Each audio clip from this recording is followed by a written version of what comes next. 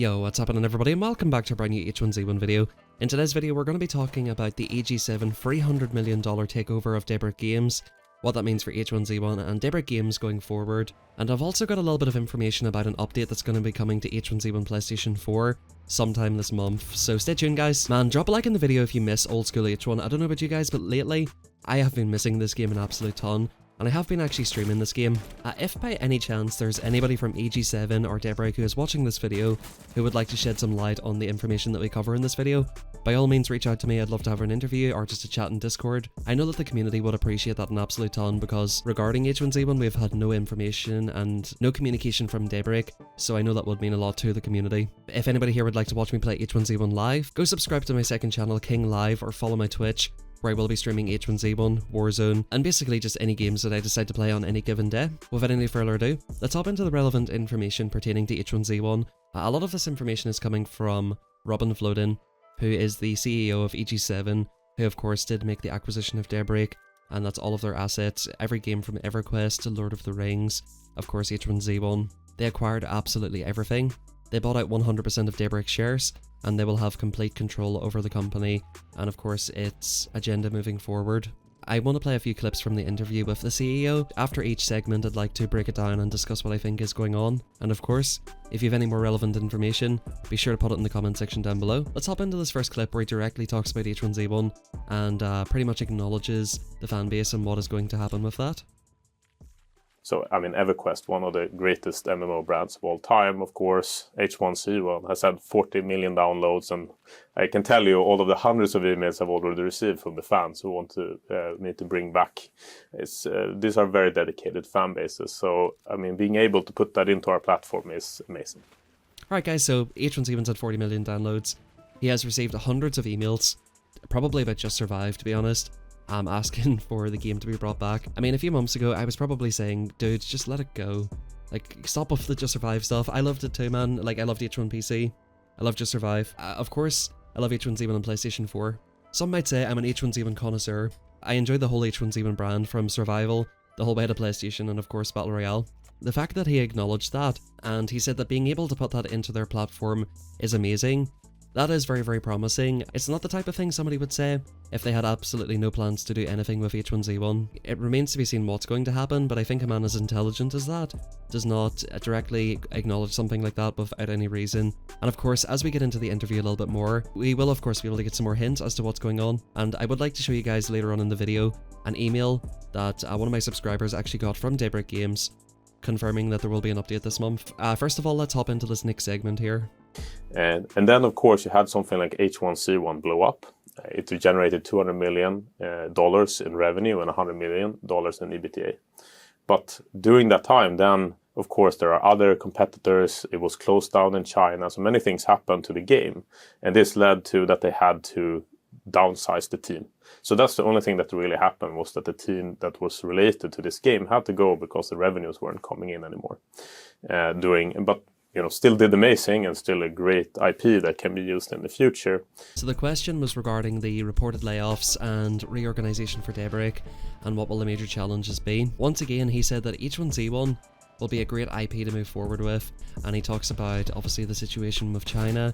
Of course, the game did get banned in China for various reasons. You guys know how it is over there, and I'm sure it's no surprise to anybody that H1Z1 was not profitable enough. That's one of the reasons why they stopped developing it and laid off a bunch of their developers and staff members.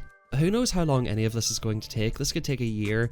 They could make a brand new game in a year called H1Z1, or they could just do steady updates. I believe that they will make steady updates, and perhaps if things are successful, they may release different things in the future. That's purely based on the next parts of the interview. But if you are an H1Z1 fan, I think definitely now is the time to pay attention and watch the space, because I do believe something will be happening in the next month or two. H1Z1 will have an interim report on the 25th of February. Hopefully they will shed some light on the situation around that time. Maybe that's going to be the point where we know what's going to be happening with all of these different games that of course were under Daybreak.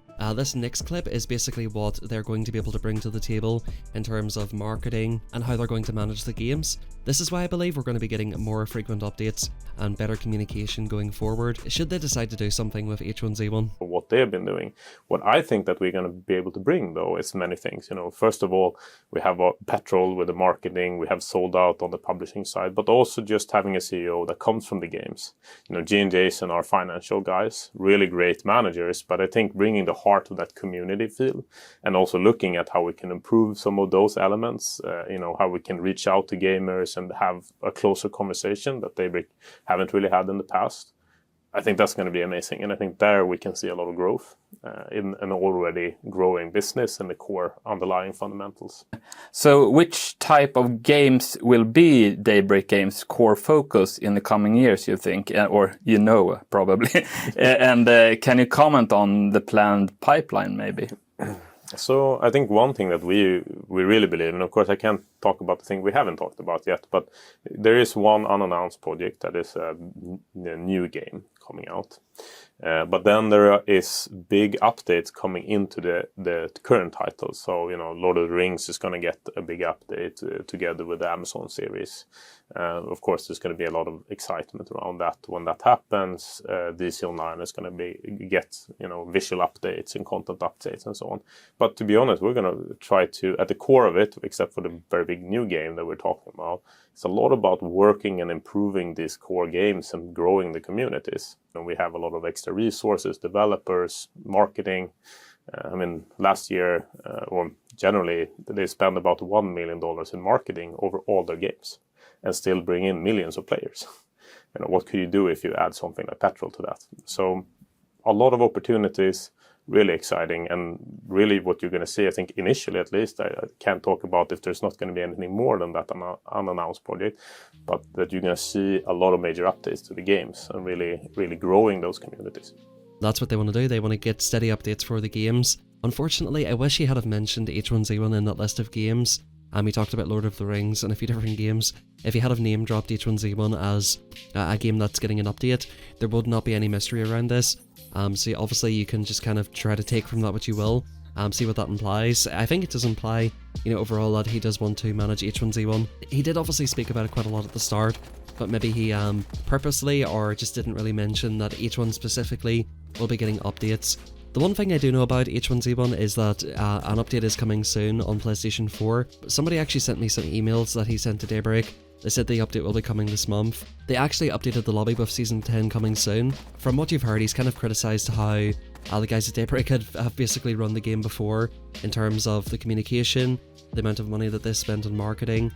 He said that they spent $1 million across the board. As you guys heard, they've got devs to throw at the game, they've got marketing money. So if they are serious about developing this title, if they are serious about Z1, Just Survive, and H1Z1 on the PlayStation 4, they have the resources there to throw a ton of money at it and properly make those into good games. So we're just gonna have to wait and see. One thing he did mention at the end of the interview is that they don't like rushing games out anymore, and that's something that they promised their shareholders.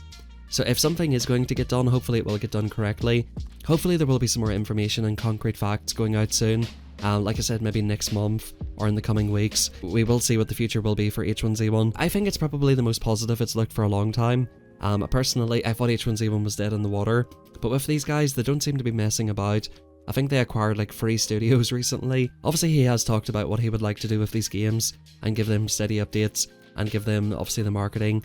I think H1Z1 still has a lot of potential, so if people do show a lot of interest in the game and the game starts becoming profitable again, it will be obviously more incentive for these guys to actually develop it. And yeah man, who knows, we could be getting H1Z1 back in 2021. Well, that's it for the info guys. I hope you enjoyed the video. Drop a like on it if you enjoyed, subscribe if you want to see more H1Z1 content. Just a little footnote in this video. Anna is supposed to be dropping an update, so for anybody who cares about that, there should be an update this month. 1 week left. They said there's going to be an update this month, 1 week left. Let's see how long it gets delayed by. I think if H1Z1 got restored to its former glory, I don't think anybody would really be caring about Anaria. Can you guys imagine, I know this is like a pipe dream, it's almost like a fantasy at this point, pre-season 3 H1Z1 on PC, the console game getting released on Xbox with crossplay and a ton of really good updates, and Just Survive coming back and getting developed. Can you guys imagine the hype around H1Z1? I think this game still has the potential. It really just comes down to whether they think it's worth the risk, which personally I think it is. I think there's enough players there to make it profitable. Honestly, Daybreak just really messed everything up. Everything from how they handle the updates to monetization. If you look at Warzone or Fortnite for instance, their monetization model is so much better, and H1Z1 honestly could have been making so much more money if they had have just developed the game correctly and shown some more ambition instead of just trying to squeeze what they got out of it. Basically be happy with, you know, throwing a game out there, seeing how much money it makes and moving on to the next one. That's pretty much how Daybreak makes games. They're never really that ambitious with anything. From what I've seen from this guy already, he seems to be very ambitious. Like, he is buying up studios. He bought like Cold Iron Studios, Piranha Games.